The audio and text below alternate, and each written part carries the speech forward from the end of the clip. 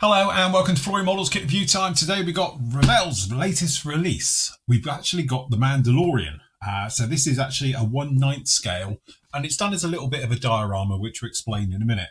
But anyway, it does go along very nicely with their other new Star Wars range of kits that have come out. So obviously we've seen the Razor Crest, we've seen the Not Slave one, what do they call it now? Boba Fett Starship as well, this particular series, and they've all been absolutely cracking kits. So I'm hoping this one is going to be the same. So as you can see, nice little bit of box art, as you can see down on there, running around on the kit. We've also got a couple of pictures down in there and what we can expect to see.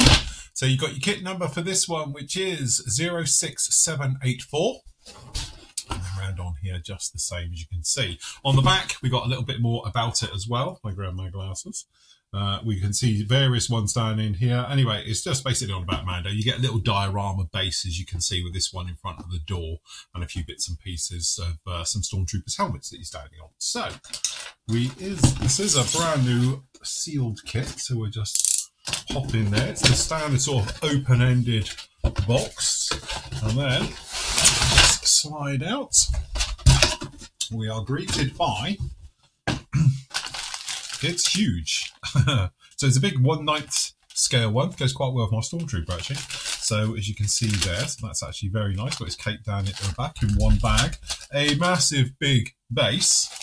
Huge. That's so much bigger than I thought. I don't know what I was expecting, but that in there.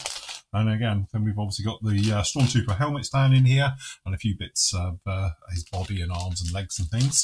So starting off with, as always in the instructions, we can pop down in here, so I can put some decals there as well. Okay, so stage one, obviously you've got the usual colour call-outs, which are, let's face it, Revell's own mix of everything. But let's face it, for doing the armour on this, I think it's going to be a little bit of trial and error, trying to get the right sort of sheen and colour to this particular one, because I don't think there's anything out there that does the old armour colour.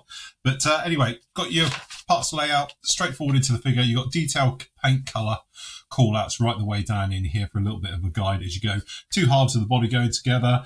We've got his the actual top of the glove, if you like, being fitted down over there. Arm being fitted down onto this one, the foot, and then obviously various cuffs and various bits and pieces which are going to make up all the bits around his leg wear, and then, you know, colour call-outs again, which is quite a nice touch up here. Same on the other leg, then some stuff onto the thigh, then obviously we got a couple of the things, the attachments that are going to go around onto the actual boot itself.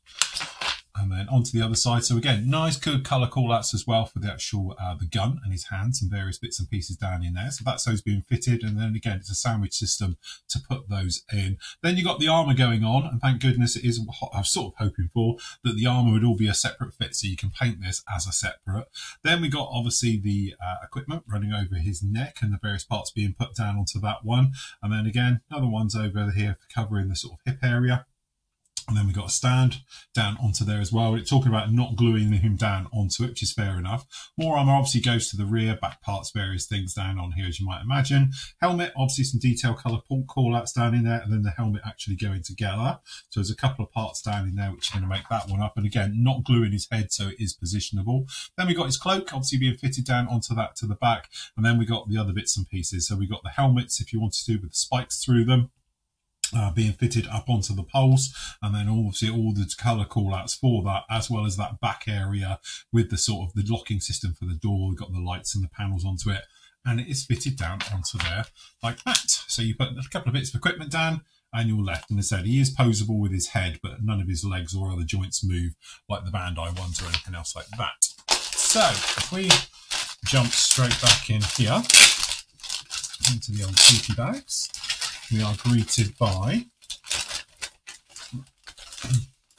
bits falling out here.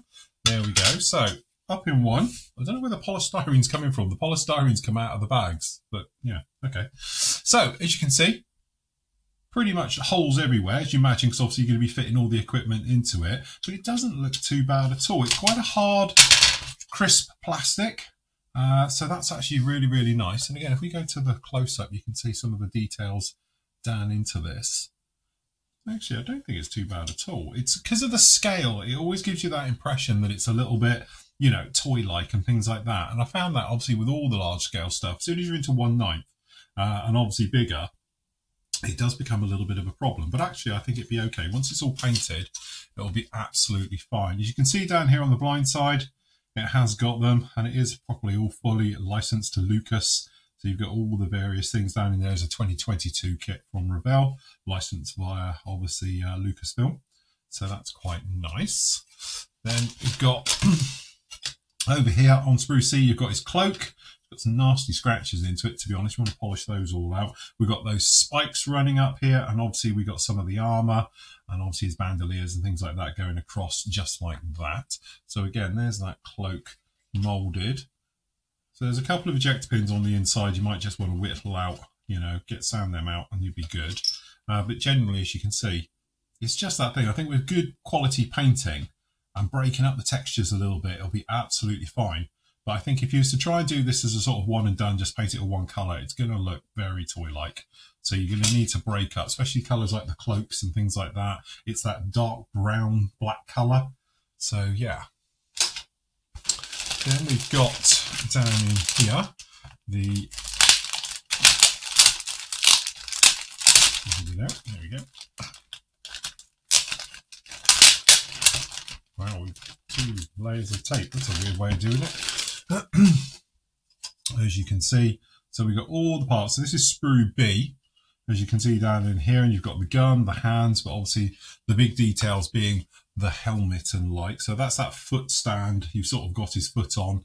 Then we got the helmet, we got the actual breastplate and the other armour. So we've got the shoulder armour down in here, various things. This Stormtrooper's helmet's the one that's sort of lying half in the sand, if you like. Then we've got full helmets, as I say, for being spiked. And the various other parts of armour and helmets right the way through. Some of the equipment on the bottom. So very nice indeed. Backs of the helmets, the gloves, some of the equipment. It's a little bit basic, I'm not going to lie. I thought it might be a little bit sharper. Just details like down in here on the back of the actual, for the wrists, for the flamethrower, I think that one is. Yeah, I don't know. I was just expecting a little bit more. I think that's the grappling hook, actually. Just think about its left arm, isn't it? Right arm's flamethrower. So yeah, with the grappling hook and things like that down in there, I don't know, I just thought it might be a little bit more detailed. And the gun is a little bit simplistic and the way his hand grabs onto it. But again, clever painting. I think that'll be okay. You can see on this side, I know it's the blind side, but it should have a little bit more detail than that because of its scale. So a little bit disappointing there.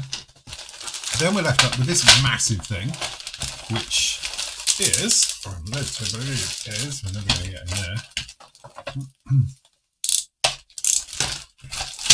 the base for it, which will give us an idea for the size. So first of all, obviously this is the base, as it's going to sit there just like that. Pretty, you know, what it is. And again, this back plate, it's a little bit simplistic. Would have been nice to have some other details down on here, but again, this is where your scratch building can come along and go right through, and then we assume it's just going to stick in the back and it will give you that type of look. So by the time he's on this and all the rest of it, how tall does he go above it? He's just under it. So he's about that tall. So this is your overall sort of size for it. So again, if you want something quite nice and impressive, that's definitely the way to go with that one. So yeah, very nice. Last up, we've got a couple of decals for some of them. So we've got a little nameplate down in there for the Mandalorian. And obviously we've got the armour, bits and pieces, a couple of little blaster type things, I think they are, or whatever they are, to be honest. I'm not even sure what they are. But yeah, some other bits and pieces for the armour. Again, printed in Italy, looks pretty good. No real massive carrier film onto it or anything else like that. So that doesn't look too bad at all, really. So, yeah, nice. So, okay, a little bit disappointed. I was just hoping for a little bit more refinement, shall we say, a little bit more detail. Definitely it would be nice if there was a little bit more detail on the guns and the gauntlets and some of the equipment. But it's all there as a start off. And again, this is one of those things, I think, to be honest, the box art tells you it. It's not an exactly brilliant box art onto it because it's been painted in block. So it's just like silver and black and various colours, and that's it. I think if you break it up, and especially if you use metallizers on this, it will pop and it will suddenly become larger in life. The same with that background, you know, with this here. If you was just to do it like a sandy colour, grey door, it's not really going to work. But if you break it up as is and you put some weathering onto this and bits and pieces and just make it more believable and draw the viewer into your actual model, then I think you're actually going to turn out with something really, really nice. Anyway, there we go. That's Revell's 1/9 scale Mandalorian from Star Wars.